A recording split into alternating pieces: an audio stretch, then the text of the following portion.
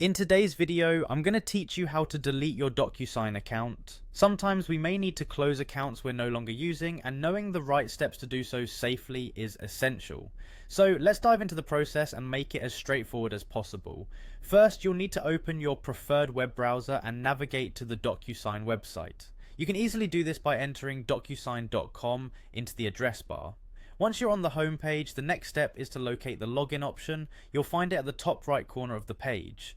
Clicking on login will prompt you to enter your credentials, so make sure you have your email and password ready. After successfully logging in, you'll be taken to the Docusign home page. Once you're on the home page, your next task is to find the admin button. You'll typically find this located in the top navigation bar. Go ahead and click on admin to enter the admin dashboard.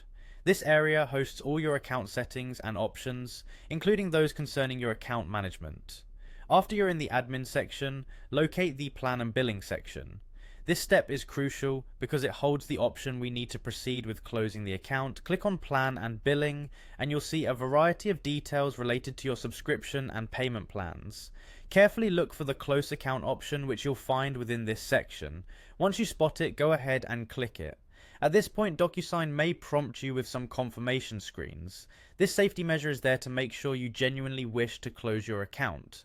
Follow any additional instructions they provide, which may include confirming your decision to close the account. Keep in mind that closing your account means you'll lose access to your documents and settings. If you're uncertain about closing your account, consider downloading or backing up any essential documents before confirming this action. And there you have it. You've successfully navigated the process of closing your Docusign account. Remember, these steps are designed to be secure, ensuring your account closure is processed smoothly. If you experience any difficulties along the way or have further questions, don't hesitate to contact Docusign's customer support for assistance. They are more than capable of helping with any hurdles you may encounter.